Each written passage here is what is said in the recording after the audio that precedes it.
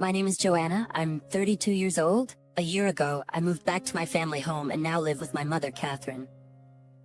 The reason I returned home after living on my own was at my mother's request. It was on the day of my grandmother's memorial ceremony, when she asked if we could live together again. During the funeral, my mother acted stoically as the representative. But once everything settled down, she probably felt lonely. The way she asked me, she seemed different from the mother I knew. My mother divorced my father when I was in elementary school. She returned to her family home with me and my brother Antonio, and was always cheerful and smiling. Seeing her so vulnerable was a first for me.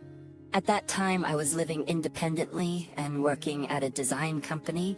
Returning home meant leaving a job I loved, so I couldn't respond to my mother's request immediately. It was Dennis, a friend from my college days, who pushed me when I hesitated. You should be by your mom's side. Thanks to him, I decided to move back. After returning, I switched to a design company closer to home. A year later, my mother had regained her bright smile, and we were having a casual conversation when she said, "Joanna, you must have someone special. You don't need to hide it. I can tell by your expression." I know I worried you, but I'm fine now. So don't hold back. You should get married and not worry about staying here. Her words caught me off guard. "Mom, it's not like that. I enjoy being with you, so don't talk about kicking me out." Her guess wasn't entirely wrong. Unfortunately, the someone special she mentioned was just an unrequited love. I was frustrated I couldn't tell her I was getting married, but I was happy she cared about me. My mother, regaining her work spirit, started going to the job center, and our life, just the two of us, became more joyful. I thought this wasn't so bad, but a week later, everything changed. One day, coming home from work... Joanna, listen. This Saturday, Antonio is bringing his wife home. My mother said excitedly. Antonio's 26. He left home at 21 to live independently, and only returned a few times, my mother told me. The last time Antonio came home was a year ago, when our grandmother passed away. After that, he only messaged us about marrying a woman he met at work, and we didn't even know where he lived. Regarding Antonio, my mother said, "He's not a child anymore, so I won't say anything." Though she said that happily, I knew she was worried inside. Contrary to my joyful mother, I had a bad feeling. I just hoped that nothing would happen.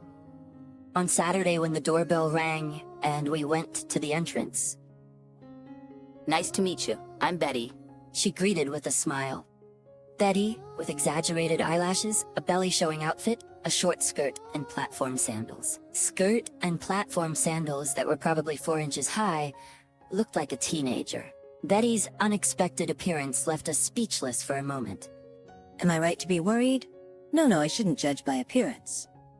Shouldn't judge by appearance. When asked, Betty said she was 21. "Hello there." Betty confidently walked in, and I followed her to the living room. She looked around the room, pointing and taking it all in.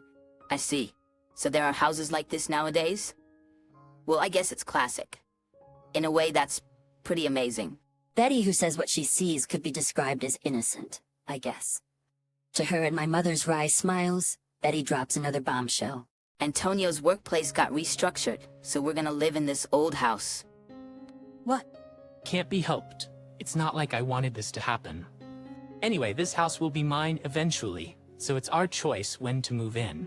We got kicked out of the company housing, and our stuff's arriving tomorrow, so that's the situation, okay? I was anything but calm, but my mother, as expected, started talking calmly. Restructuring? That must have been tough. By the way, Betty, do your parents know about moving in? We haven't even met them. We should properly visit and greet them. Oh, it's totally fine. My parents are currently overseas for work. I see. In that case, we'll have to reschedule for another time. To my surprise, my mother easily accepted the situation. I talked to her in a quiet voice. Mom, are you okay with this? Allowing such unreasonable demands so easily? What can we do? They have nowhere to live. We can't just turn them away now. Leaving his mother alone after his grandparents passed, and then getting married on his own terms, and now moving back home because his workplace got restructured. Unbelievable. The old me wouldn't have let this go with just a complaint or two. But if my mother's okay with it, I guess I have no choice. Reluctantly, I agreed to live together. When discussing room arrangements with Antonio and Betty, they claimed the entire second floor for themselves because they were newlyweds. I was relegated to the first floor, moving into a room that was used as a storage room.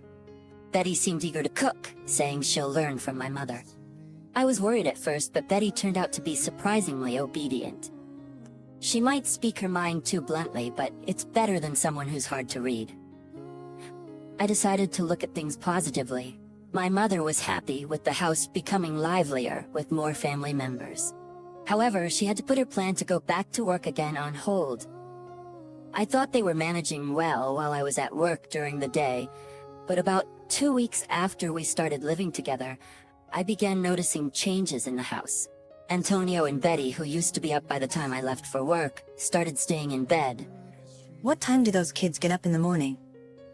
Oh, it depends. Sensing something was off, I asked my mother for details. I didn't want to worry you, but With that preface, my mother took me to her room. They have their own schedule and they don't want us to interfere. She was told. What? After a detailed conversation, here's what I found out. They claim to be the type who skip breakfast and don't want to be woken up. They either ordered delivery or ate out for lunch. At night, by the time I got home, Antonio and Betty have already finished dinner. They only eat what they like from my mother's cooking. The enthusiasm Betty showed in learning to cook might have been a lie, possibly to keep my mother, who was planning to work, at home doing housework. Times have changed, and so have the ways young people live, my mother convinced herself. Taking advantage of my mother's silence, Antonio and Betty's behavior escalated. Before long, the kitchen trash was overflowing with snack wrappers and empty plastic bottles. the thing is, Betty has been inviting friends over during the day. And when her friends come over, they wanted my mother to go out so she would kill time outside. It's hard killing time outside at this rate. It would be better if I just went back to work. My mother confided in me. Antonio and Betty, who started occupying our family home after Antonio's work was restructured and decided they needed to live together, were under the complete misconception that the house was their own property. This can't go on. Thinking this, I called Antonio to my room while my mother was in the shower. What do you think you're doing? You haven't found work yet. You're not contributing to living expenses and you do whatever you want. And now you want us to leave when your friends come over? Instead of being grateful to Mom, who quietly agreed to let you stay, you're biting the hand that feeds you. Joanna, that's a bit much to say. Betty, who had been listening outside the door, suddenly burst in. I was going to bear a grandchild for Catherine instead of you, Joanna. You can't even get married even though you're 32. You should be thanking me. How dare you? Besides, I get it if Catherine said something, but I don't think we're causing any trouble for you, Joanna. If you don't like us that much, why don't you leave the house? Betty's right. If you leave, we won't have to see each other anymore. How about that? Fine. I get it. I'll leave. I'll leave, okay? At that moment, my mother, who was supposed to be in the shower, came in to see what was going on. Joanna wants to leave the house? Betty spoke before me, leaving me speechless and looking down. I felt her gaze and looked up to meet her smug serves-you-right look. This cunning Betty, I now realized, was not to be underestimated. Her expression quickly changed to a smile. Catherine, please ask Joanna for the details. She said and left the room with Antonio. Once I confirmed Antonio and Betty had gone upstairs, I explained everything to my mother. To my surprise, she responded. That might be for the best. Still, I couldn't leave my mother alone in this house. Seeing my concern, she assured me that if things continued this way, she would ask Antonio and Betty to leave. Unable to think of a better solution, I contacted Dennis, as usual.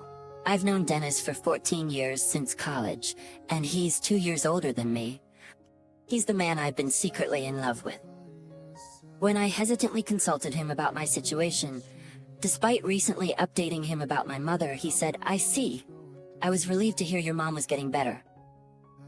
Wait, Joanna, I have an idea. I quickly shared Dennis's plan with my mother, who agreed and decided to help us.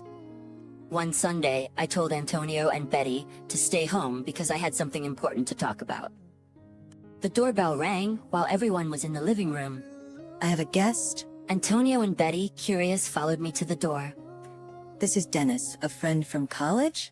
I introduced him. After introducing my family in the living room, we got to the point. Antonio, you plan to continue living here, right? Yeah, so? And you're leaving, right? Because we have no plans to leave. That's fine. I'll be living with Mom in a high-rise apartment. What? That's not fair. Betty reacted first to my apartment comment. Not fair? You're staying here and I'm leaving. Where I live is my business, isn't it? Then Dennis explained further. A friend of mine who lives in a high-rise apartment is going overseas for work. He thought it was a waste to leave it empty, so when I heard Joanna was moving out, he offered to sublet it. That's right. Thanks to Dennis, I can rent a high-rise apartment at a very affordable rate. Why does a mere college friend come to our house and explain all this? Well, Joanna is not just a friend, but also a very important person. An important person. Dennis blushed and looked embarrassed at his impromptu ad-lib. He stepped in as a witness for the high-rise apartment story, thinking that Betty and Antonio wouldn't believe it coming just from me. After Dennis left, our house was in an uproar. Joanna, that's not fair at all. Living in a high-rise apartment was my dream too. Betty seemed more concerned about the high-rise apartment than Dennis's words about me being an important person. Weren't you going to stay in this house and bear my mom's grandchild? Well, raising a child costs money, and living in a high-rise is a chance we won't get once we have kids.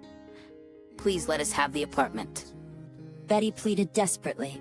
Though I was not inclined to listen, she even begged just to see the place. Dennis said we couldn't see the inside yet, but I reluctantly took Betty so she could see the outside. Wow, amazing. You're gonna live here, Joanna? I'm so jealous. Looking up at the 30-story tower, Betty kept repeating how envious she was. You like the high rise that much? What if you and your husband lived there instead? What? Really? Betty jumped for joy like a child. Dennis, that's going too far. I said, puzzled by his intention to give them the apartment. Meanwhile, Betty was already on the phone with Antonio, completely oblivious to my feelings. The move-in date was set for a month later, and Dennis had two conditions for renting the apartment. First, find re-employment by the move-in date, and second, pay the rent by the end of each month. Antonio, I'll pay half the rent for you. In exchange, I need collateral. Transfer your car's title to my name. I'll manage it. Come on, Joanna, not the car. Do you know how much it costs me? You don't have any credit, so it can't be helped. I need collateral in case something happens, or I'll be the only one at a loss. If you don't like it, forget the high-rise. All right. I'll do what you say, Joanna. Antonio agreed too easily, looking pitiful. The part about me paying half the rent was, of course, a lie. In reality, as long as Antonio didn't default, my actual cost was $0, thanks to the cheap rent. Betty, already dreaming of high-rise living, immediately sent Antonio to the job center. He found a job within 2 weeks, but the commute from the new apartment would be nearly 2 hours each way. Betty had rushed him to settle on any job without considering the commute or salary. Antonio complained, but it was his decision. The owner left some furniture like tables and chairs in the apartment. If you don't want them, they said they'd move them elsewhere. What do you think? Of course, we'd be happy to use them. Joanna, thank you for all your help. I arranged the move, and Dennis would handle the delivery on the move-in day. Thank you for everything. See ya. Antonio and Betty left our family home with beaming smiles, clearly thrilled. Well, let's see how long that smile lasts.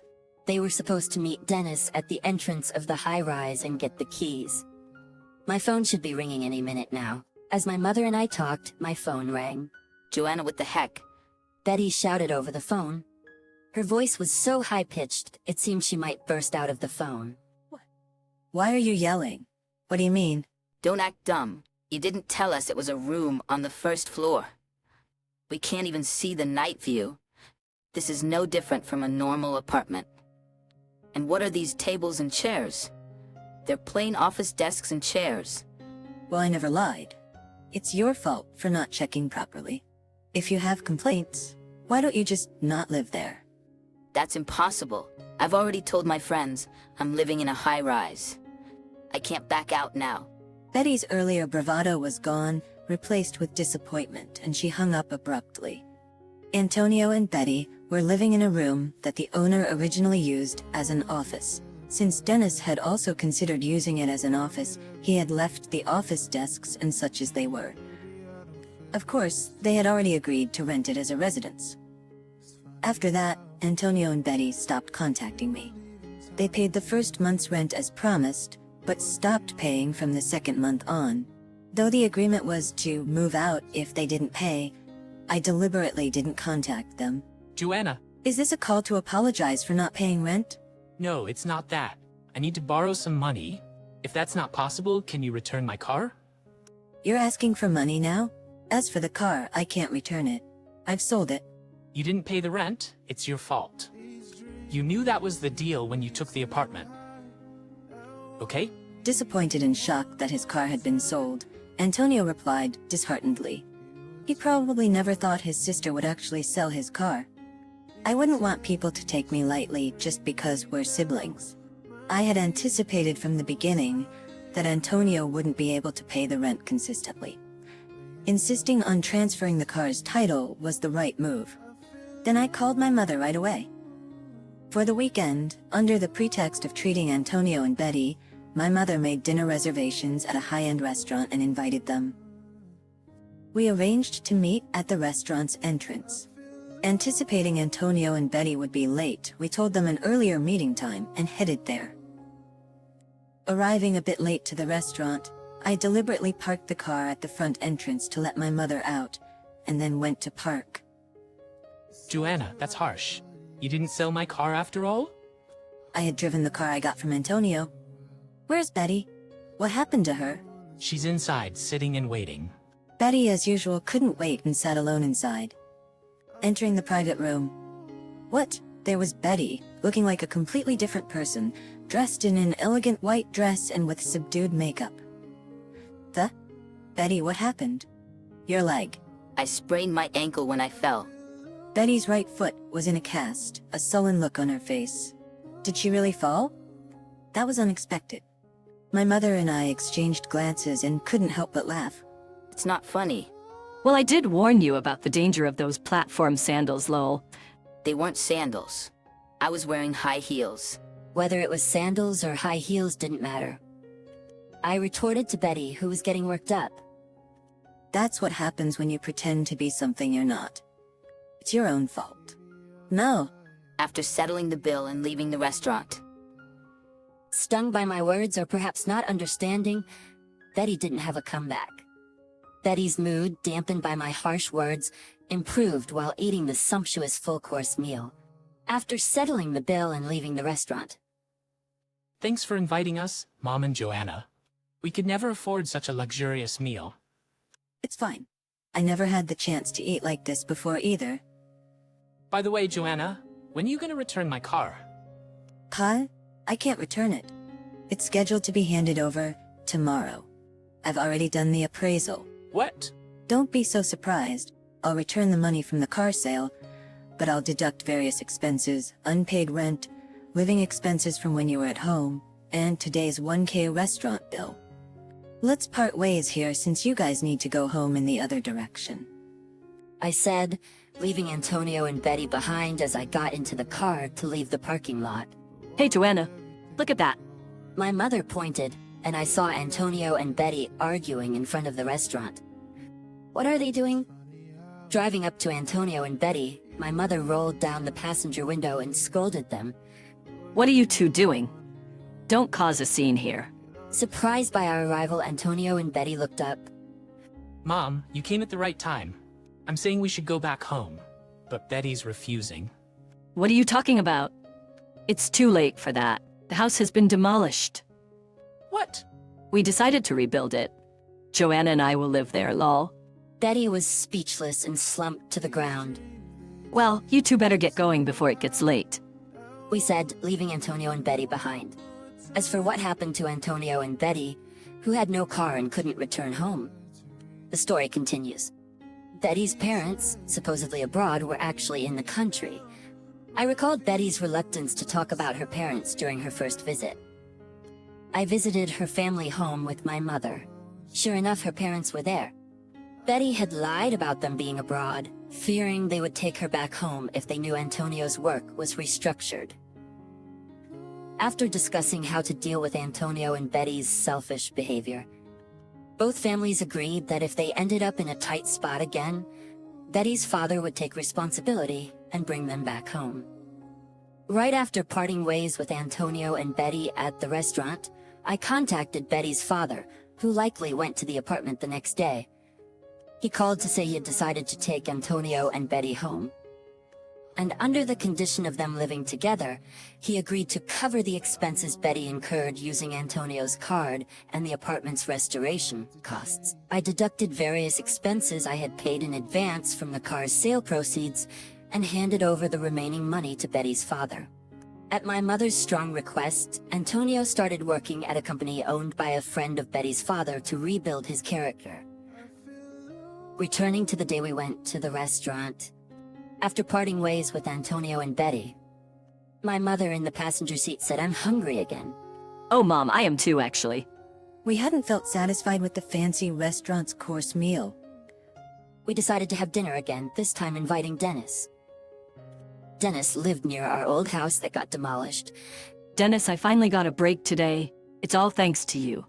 How can I thank you for preparing an apartment for me? Miss Catherine, that's an exaggeration. I'm the one who's honored to be entrusted with rebuilding your family home. When Dennis visited our old home to discuss the high-rise apartment, he suggested rebuilding our old wooden and significantly weathered house. I had been concerned about our aging family home, but decided to wait until my mother settled down. Having watched my mother struggle to raise 2 children after her divorce, I had managed to save up a substantial amount of money. With the savings and the money left by my grandparents, I decided to go ahead with the rebuild. Dennis was an architect. After graduating from college, he gained experience and built a reputation in a design office. And at 30, he started his own firm. As an interior designer, it was my dream to work alongside him. I left the architectural design to him and took charge of the interior design. Actually, the transfer of the high-rise apartment to Antonio and Betty was also a thoughtful gesture from him, considering my mother. Miss Catherine, I want to marry Joanna. What are you saying all of a sudden, Dennis? I come from a child welfare facility, and though my mother is alive, she has her own family. Dennis, don't worry about that. Look, we're a single-parent family, too. Overwhelmed by his sudden confession, I couldn't find the words to speak. Seeing their interaction, I couldn't help but tear up. Joanna, why are you crying? Well, I'm so glad to hear that, Dennis. Congratulations to both of you. While saying this, my mother also started to cry, moved by my reaction. I never expected such a surprising turn of events. The next morning, I woke up wondering if it had all been a dream. A few months later, our rebuilt family home was completed, and that's when Dennis and I got married. Dennis, consider my mom and I your family. I said to my husband. He scratched his head, blushing and smiling shyly. In this newly reborn house, our family started a new chapter. And then, 5 years later, we now have a 3-year-old daughter and a 1-year-old son. My husband, having moved his office near our home at the time of our marriage, was now even more motivated in his work for the children. After giving birth to our first daughter, I left the design company I worked for and helped out in my husband's office. After giving birth to our first daughter, I left the design company I worked for and helped out in my husband's office, with my mother helping me raise the children. It seems my mother is also wanting to go back to work again. We're thinking of putting our kids in daycare. Antonio and Betty now have 2 children too. The family comes to our house on the weekends. Betty has changed a lot since being brought back to their family home, and now wears natural makeup and long skirts. Having had a child, she now wears sneakers as a staple, perhaps thinking it's not wise to carry a child and risk falling. This weekend, Antonio and his family visited again. This is actually Daddy's house, you know?